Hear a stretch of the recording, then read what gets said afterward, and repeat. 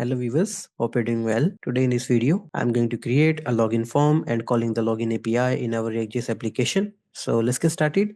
Let me open here the React.js application. As you can see, the auth service. Let me duplicate this method, update the method name that we have, sign in. Inside the argument, it will get an object of the sign in DTO. The path of the endpoint that we have, API/auth/login. After the URL, we have to pass here sign in DTO object. Mapping that we have post. After getting the response from the API, we have to return the response. Let me update here the caption of the console.error that we have, error logging in. After that, I am going to copy the sign up function. Let me add here. So first of all, I'm going to update here the function name that we have, sign in. As you can see, the form data use state where we have a email, first name, last name, and the password. In the login form, we have only two inputs, email and the password. So let me remove first name and the last name. As you can see, the use state for the loading that will use to enable and disable the loader on the screen. After that, we have a use navigate hook that will use for a navigation from one page to another page. After that, we have a use snack bar hook that will use to show the toast.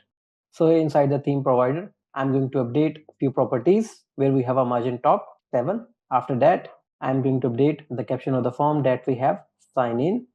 After that, we have a box tag. Inside this, we have a grid. Inside this grid, we have the multiple text fields. So I'm going to remove these.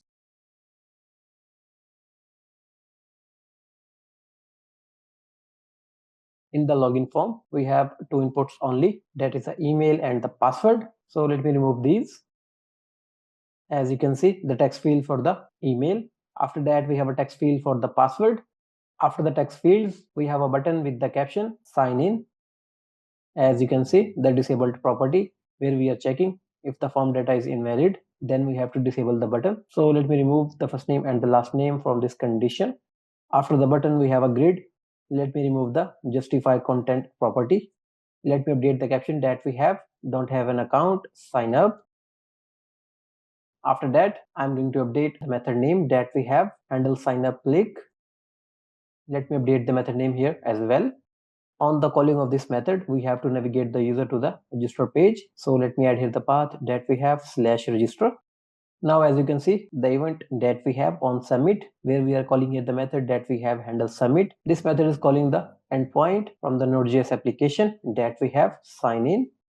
Inside the argument, we are passing here the form data where we have a credentials of the user, that is the email and the password.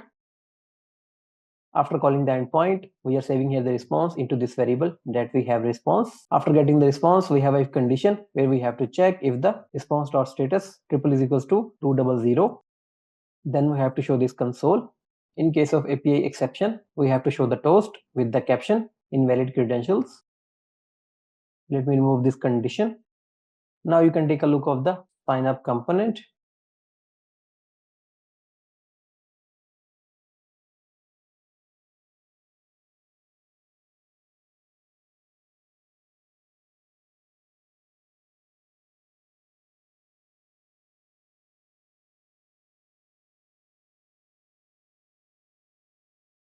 Let's go back to the browser. As you can see, the sign in form where we have inputs for the email and the password. After that, we have a button with the caption sign in. For now, it's disabled. After the button, we have a link with the caption don't have an account, sign up. On the click of this link, we are navigating the user to the sign up page. Now let me fill the form with the email like john@test.com and the password that we have John. Now let's click on the sign in button. As you can see the request inside the network tab where we are getting the status code 200 OK. After that, let me open here payload tab. As you can see the request payload of the login API. After that, let me open here the response tab. And as you can see the message and the token that we are getting. Now after that, let me log in here the admin. So the credentials that we have admin@test.com and the password that we have admin. Now let's click on the sign in button. As you can see the request, here we have a status code 200 OK, and here is the response. So that's all for now from my side. If you have any confusion, you can do comment. Thanks for watching. Take care. Bye.